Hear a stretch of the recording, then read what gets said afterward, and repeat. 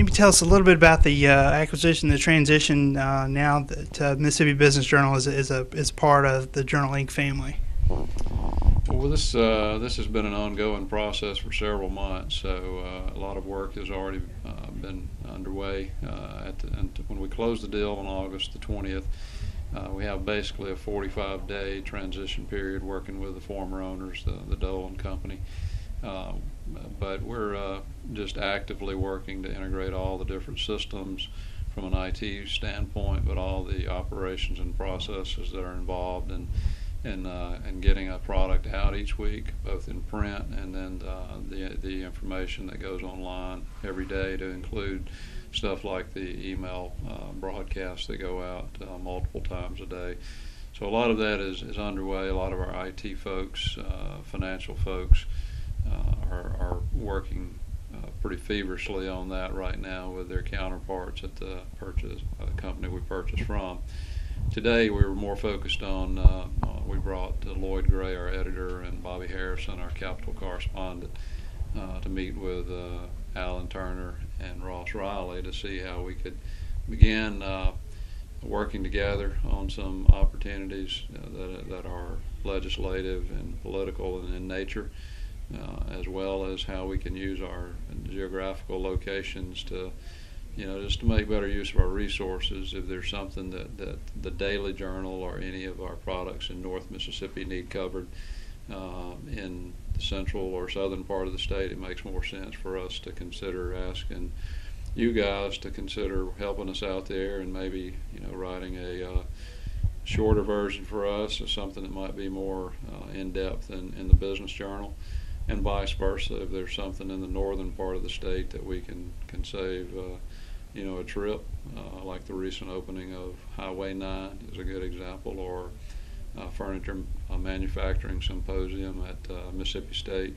We are a little closer, but we'll consider all those opportunities, but there will still be times where we both need to be there, so we're not trying to rule that out either. And maybe introduce some of our viewers to Journal Inc. and it's the unique in that it's the nonprofit side, but also the for-profit side. Can you kind of explain that? Yeah, the Journal is unique in how it's owned and how it's organized.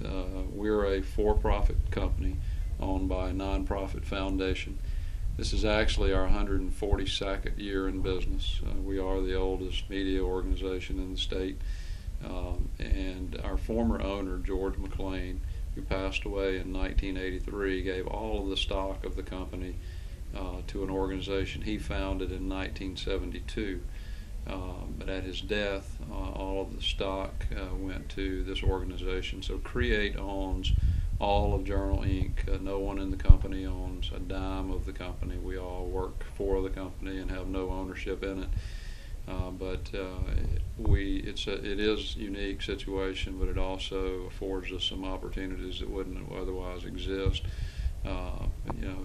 We have a board of directors for Journal Inc. Create has a board of directors, and they're both independent of one another, and so Create doesn't get involved in our operation. We don't get involved in Create's operation, but we do have crossover on board. I'm on the Create board, and the president of Create's on the Journal Inc. board. So there's a lot of interaction between the two organizations, and we pay, the Journal pays at a minimum a fourth up to a third, and sometimes even more, of our annual profits to Create in the form of dividends to help fund their community building efforts throughout the region. And that's really what they're focused on, is helping to raise primarily the education level of the region, but they also work on a lot of other initiatives as well.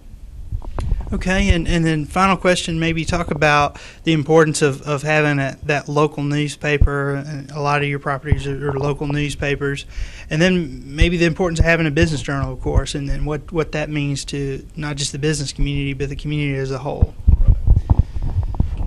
We believe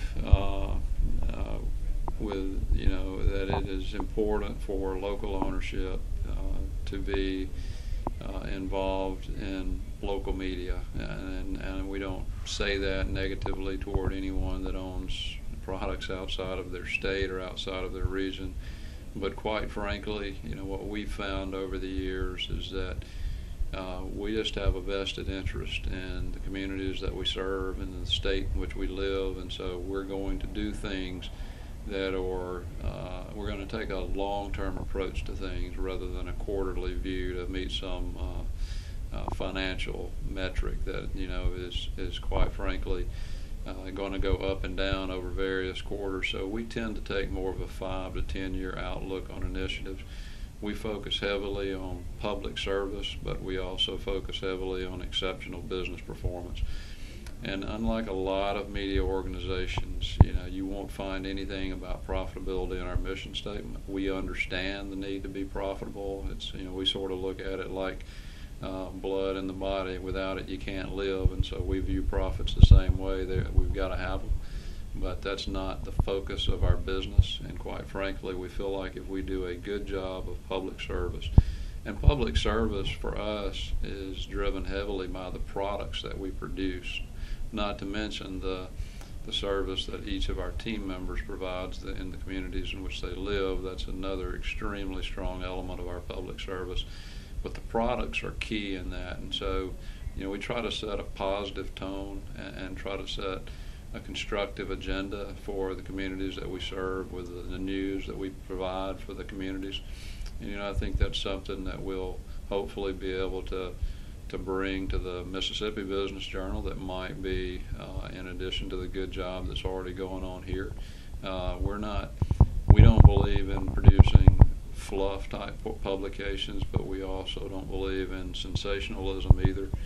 We believe in being independent, and we believe in being aggressive, but we also believe in being fair in that process to those that we're covering. So we try to keep that balance in mind, and so to do that and do it effectively, we have to be financially independent as well, so that we can do that in a very effective manner. So, that's sort of the approach that we take. It's a little bit different than a lot of other media organizations that are just more focused on the bottom line, and we will make decisions often that financially would not be made in a public company.